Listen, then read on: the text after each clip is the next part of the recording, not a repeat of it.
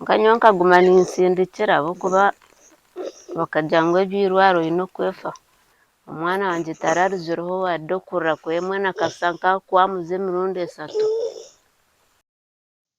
Here is a story of a girl who has overcome tremendous odds to live. Her name is Susan Namala, a 13-year-old Ugandan from Bara district in Katete town. Our story today is of Susan's illness, who has been stunted and has a paralyzed body. Join us as we delve into her story and learn how she is living miserably and how her family is trying to do the best they can.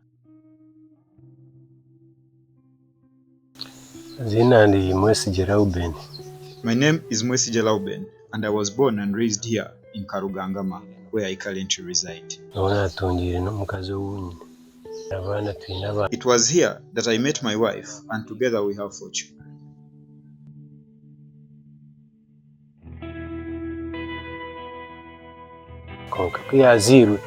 Our youngest was born normally, but during the delivery, the mother was disturbed, and the newborn was taken to the neonatal ward for treatment. She spent 3 days there, and ever since then, she has been sick for 12 years.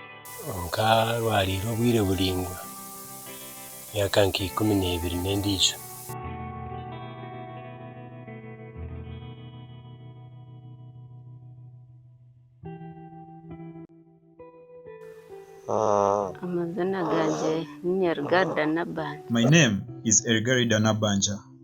In 2011, my child was born at the main hospital.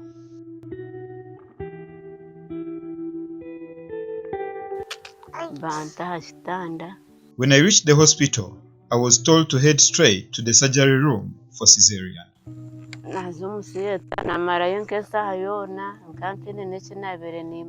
I spent more than an hour in the surgery room, and at some point I was half dead.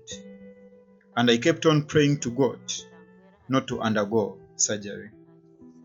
In Africa, an estimated 60 to 80 million people are living with disabilities. But for most families, looking after a disabled one can be challenging because of the financial constraints that come with it.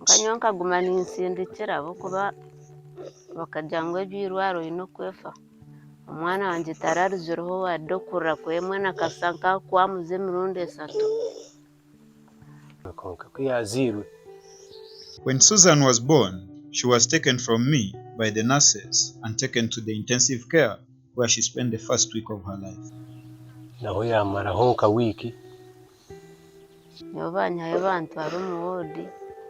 They took me to the ward and I thought my child was dead and was being taken to the mortuary.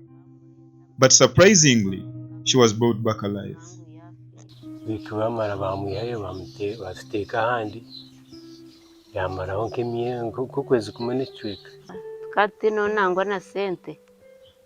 We had no money for the hospital. My husband had to travel home and borrow from neighbors and friends in order to cover the hospital bills.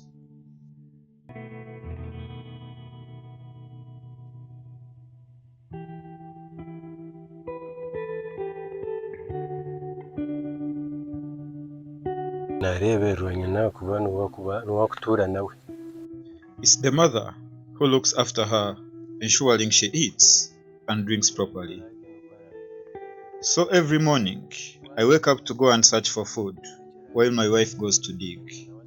Unfortunately, we have no choice but to lock her up in the house. Every time she feels hungry, she lets out a loud scream.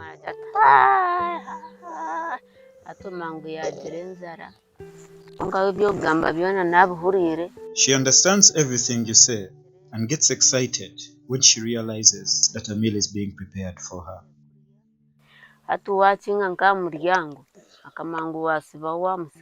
Every morning, we leave home to go and make ends meet. Unfortunately, when you close the door and leave the house, she begins to cry.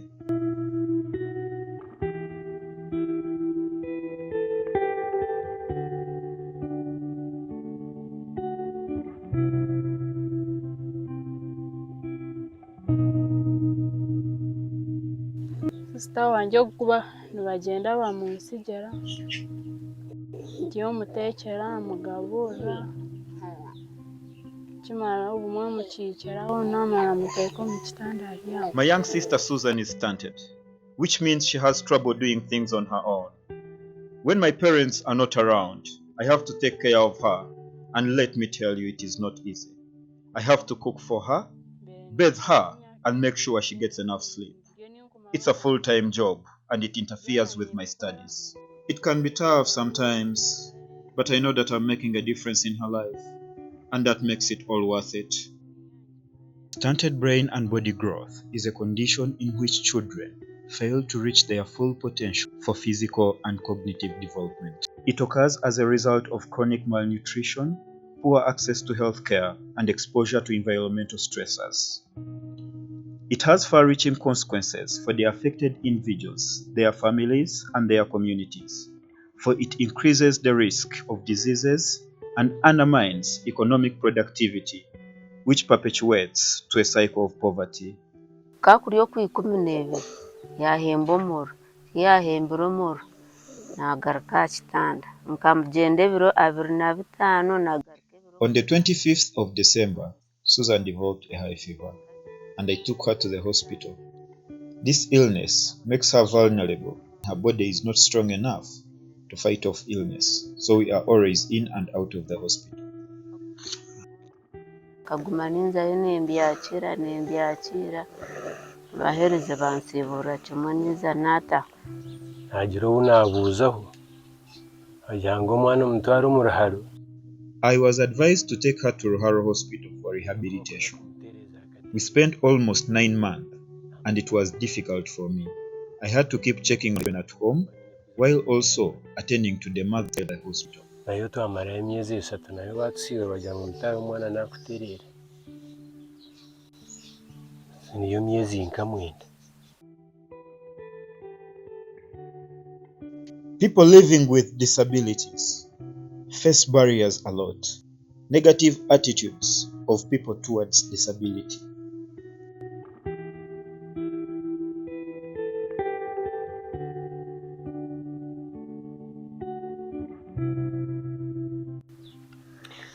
hati nyo nangire nk'ahantu oba nikuhinga nino kugira ngo nto omwana wanje takarire kandi ebi naninkora kambireke. When I go out to make ends meet, I think of my daughter.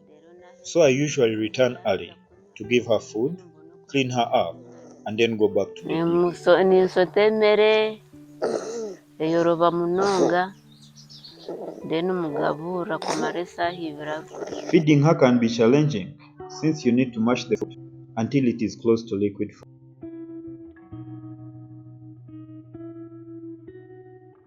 nyine yitambura anamusigo muzi nimbanye oba ninkahinga. I sometimes wish my daughter would be normal like other children, because it hurts me knowing that she will live like this all her life.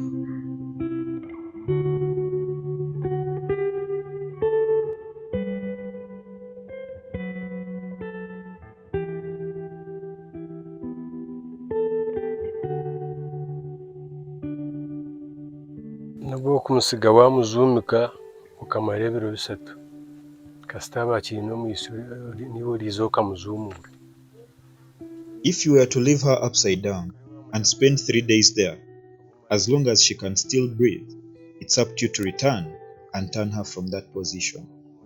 Even if you were to leave a plate of food there and don't put it in her mouth, there is not much you have done. Kamyo temere njije ko robota gikwasiro kajya mu kanwa tikiro.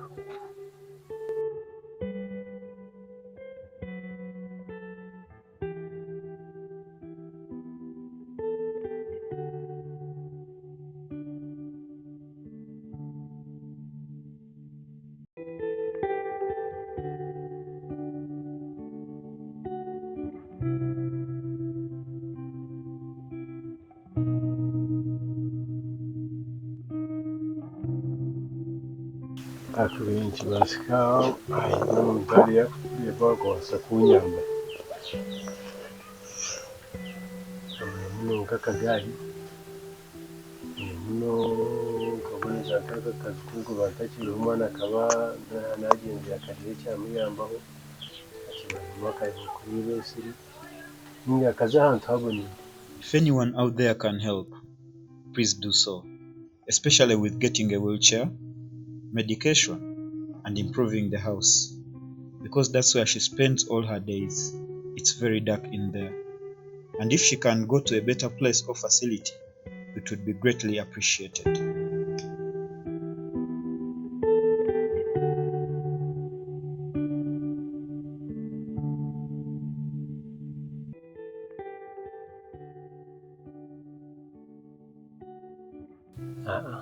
Bintu byo kuzaara omwana tinkwetenga mwana ndizo abinyine mbakumara. If I were to produce another child, that would put too much strain on the mother, and I don't need to add any more children to the equation. Najya inacyama wamundebera kukigamba ukorera murebe mu ncu mutera icumu.